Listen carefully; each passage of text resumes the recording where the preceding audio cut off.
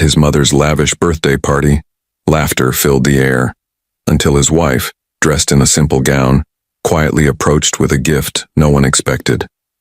Her husband, basking in the glow of admiration, mocked her in front of everyone, sneering that she couldn't even afford the hospital bills where his mother had been admitted.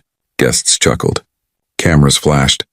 But what he didn't know, what none of them knew, was that the hospital he bragged about paying for belonged to the very woman he was humiliating. How does a man ridicule his wife in a building her signature keeps running? How does a woman sit through mockery knowing she holds the power to rewrite his pride? And when the truth finally slips out, will his laughter survive what she does next? The chandelier above shimmered over crystal glasses, silver cutlery, and laughter sharpened by pride. The party was hosted at the Wellington Manor, one of the most expensive event centers in Dallas. Everyone there knew Eric Donovan, handsome, confident, a rising entrepreneur who'd just sold his tech startup for $120 million. But only a few remembered the woman standing beside him, Grace Donovan, his wife, once his muse, now a quiet shadow leaning on her silver cane. Grace had been in a car accident 2 years earlier, paralyzed waist down. Eric stayed for 6 months before he began disappearing into business trips. The whispers started, and eventually everyone knew he had a mistress. Yet Grace never confronted him. She simply moved slower, spoke softer, and smiled at all the right moments, like she was waiting for something only she could see. As Eric raised a toast to his mother, his hand rested on the waist of Vanessa Blake, his new business partner, a woman whose laughter carried arrogance disguised as charm. Vanessa whispered something into Eric's ear, and he laughed, loudly, cruelly, then turned to Grace. "And sweetheart," he said, voice dripping with mock sympathy, "don't worry about the hospital bills next time. I'll handle them. You can keep focusing on physical therapy." A ripple of laughter spread through the crowd. Grace blinked slowly, her fingers tightening around her cane. Her calm unnerved him, because behind her silence she carried something heavier than pride: knowledge. The hospital Eric's mother had been treated in, Havenfield Medical Center, wasn't just any hospital. It was one of the few she had inherited quietly from her late father, Dr. Charles Hamilton, a respected surgeon and philanthropist. Her father's estate had been hidden under a trust that didn't bear her married name. When Eric had left her 2 years ago, saying he needed space to heal, Grace didn't fight. She watched him move in with Vanessa, watched them attend charity galas and make the gossip pages. But while the world thought she was fading, Grace was building. Her father's lawyer, Mr. Collins, had advised her to take over his medical trust quietly. "You don't need to shout, Grace," he told her once. "The best revenge is success whispered in the ears of those who once pitied you." Tonight, as Eric's laughter echoed through the hall, Grace smiled faintly. "Happy birthday, Mother," she said gently, placing a wrapped box on the table. Inside was a gold pendant engraved with the words, "Forever Grateful," from Havenfield staff. Eric's mother, Martha Donovan, blinked in confusion. "You know the staff there?" Grace's eyes softened. "I know them very well," Eric scoffed. "She's been going there for therapy for years, Mom. She probably knows the janitors." The laughter returned, but it was weaker this time. Grace met his eyes, unflinching. "I know more than janitors, Eric," she said softly. "Sometimes it's the quiet ones who sign the checks." Something flickered in his face, a brief flash of unease he quickly buried beneath a smirk. Vanessa tugged his arm, whispering, "Ignore her, babe," but Grace wasn't done. She turned to Martha, her voice tender, genuine. "You were a wonderful patient, Mrs. Donovan. The nurses still talk about how kind you were." The room fell silent for a second too long. Eric's mother tilted her head, confusion deepening. "What do you mean?" Grace smiled, that same calm, mysterious smile that never needed volume to demand attention. "Nothing at all," she said. "Just tell the staff at Havenfield I said hello when you go for your next checkup." As she walked out of the hall, supported by her cane, the silence she left behind cut deeper than any insult could. Eric forced a laugh, waving it off. "She's dramatic," he muttered. "Ignore her." But Vanessa watched the door with narrowed eyes, sensing something he didn't. The air had shifted. Outside, Grace stepped into her black Bentley, her driver holding the door. "Home, ma'am?" he asked. She looked back at the glowing building in the distance and whispered, "No, John, to the office," inside her mind. The party was still echoing, but so was her father's voice. Revenge doesn't start when they hurt you. It starts when they think they've won. And tonight Eric thought he had, but he hadn't seen the documents already filed in court, the ones transferring Havenfield's medical ownership to a new board one Grace chaired. He hadn't seen the subpoena waiting to expose his fraudulent business expansions. He hadn't seen the secret recordings of Vanessa's embezzlement from his company. Grace had seen it all. She had built it all. And when the morning came, Eric would wake up thinking the party had ended, unaware it had just begun. Eric woke the next morning with the confidence of a man who believed the world still bowed to him. The sunlight poured into the penthouse bedroom he now shared with Vanessa, highlighting the white marble floors, the expensive champagne glasses left unfinished, and the pile of designer dresses from the night before. He stretched lazily, glanced at his phone, and smiled when he saw his mother's message. "Lovely party, dear, but something about Grace last night unsettled me." He smirked, tossing the phone aside. "She's jealous," he muttered, sliding out of bed. Vanessa stirred, her voice soft and sleepy. "Who's jealous?" "Grace," he said. "She's playing mind games." Vanessa sat up, brushing her blonde curls away. "You mean the crippled ex-wife who still signs her name like she's somebody?" "Babe, she's nothing." He chuckled, wrapping his arm around her. "Exactly." But somewhere across Dallas, Grace was already in motion. The elevator doors of Havenfield Medical Center opened, and she rolled in with quiet authority. Every nurse she passed straightened. "Good morning, Mrs. Donovan," one said nervously. She smiled. "Grace," she corrected softly. "Always Grace." In her office, her assistant Lydia was waiting with a stack of folders. "The audit reports from your husband's company, ma'am. The financial discrepancies you requested are all here. You were right. Vanessa's been moving funds through shell accounts in Miami." Grace nodded, her face calm but her eyes sharp. "Send copies to Mr. Collins and attach them to the court proceedings, discreetly." Lydia hesitated. "Do you want him to know?" Grace looked out the window where the Dallas skyline glowed gold under morning light. "Not yet," she whispered. "Let him think the world still applauds him."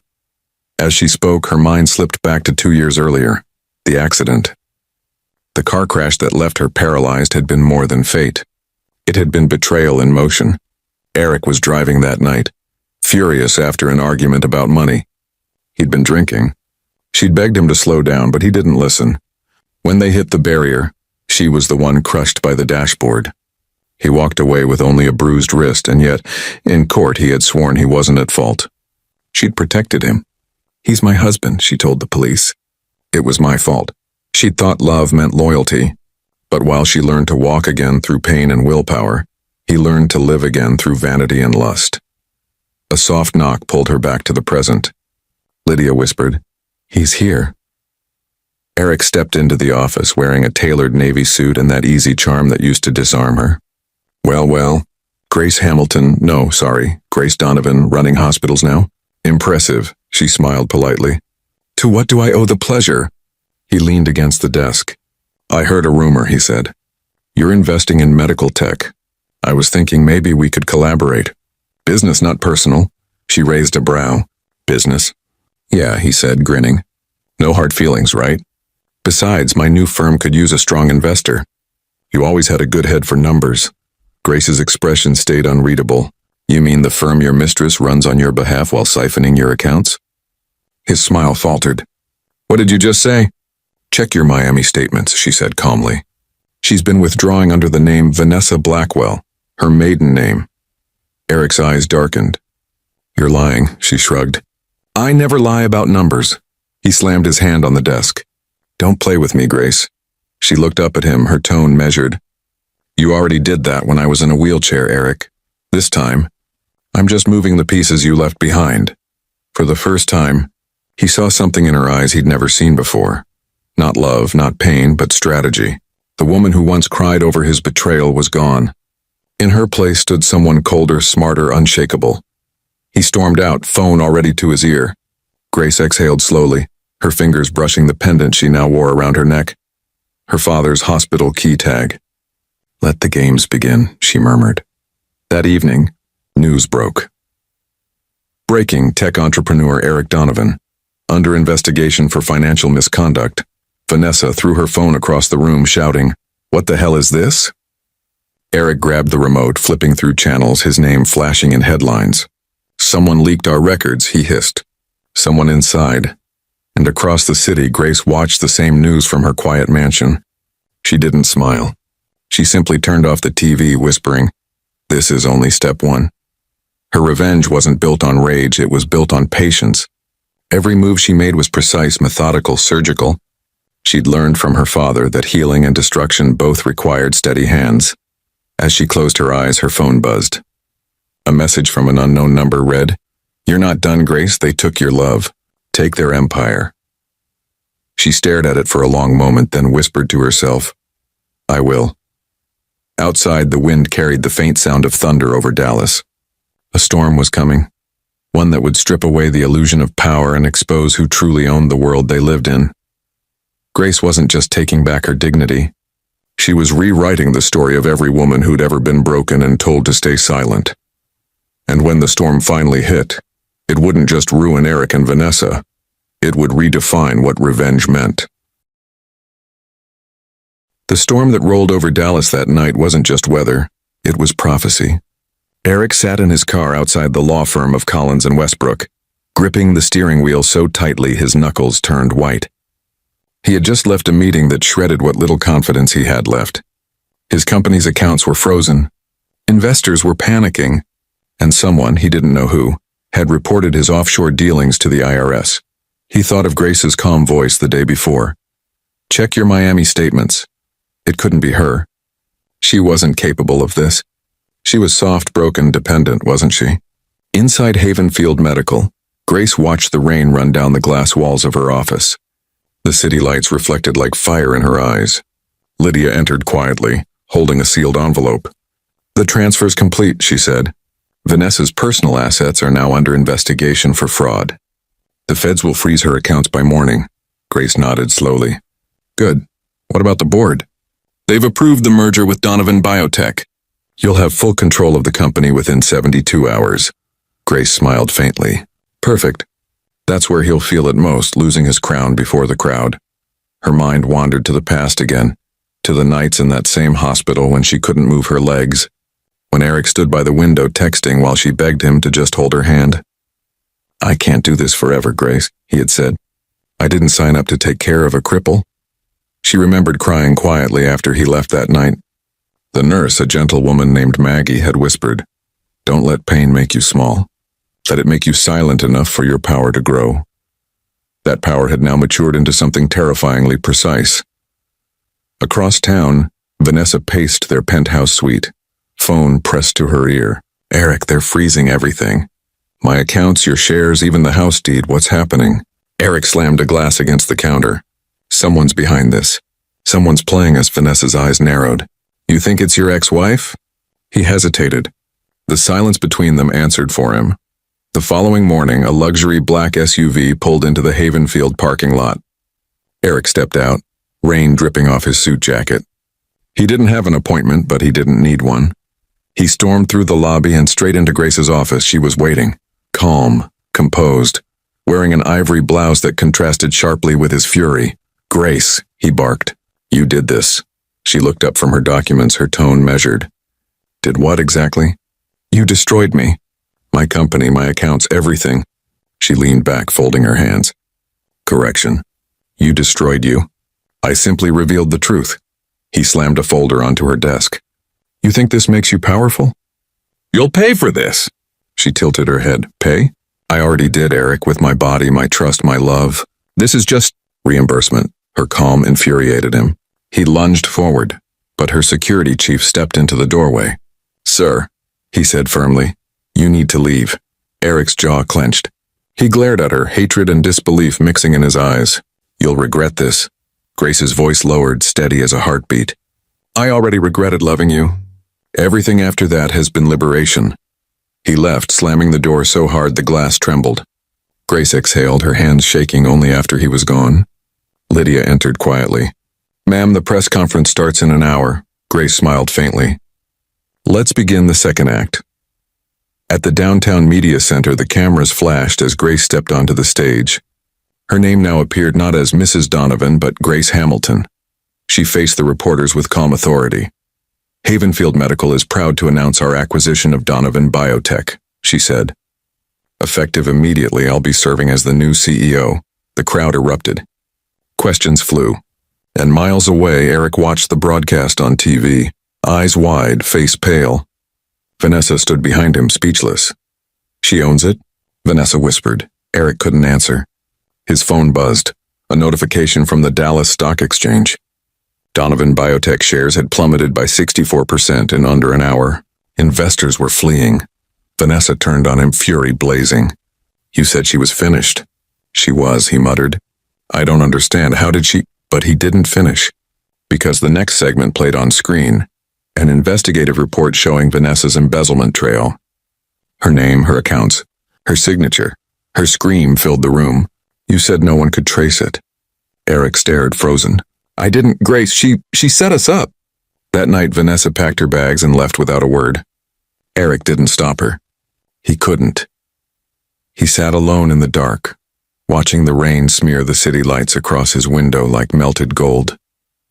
In the distance, Havenfield's name glowed bright against the storm clouds. Her name, her legacy. Grace sat by the same window in her office, her reflection calm, composed, almost sorrowful. Revenge hadn't healed her body, but it had healed her silence. She had spent years being pitied, underestimated, erased. Now every man and woman in Dallas knew her name again. Still, her eyes carried something softer. Grief for what might have been. For the love that died before the accident ever did. She whispered into the empty room. You took everything from me, Eric. But you gave me something greater. Clarity.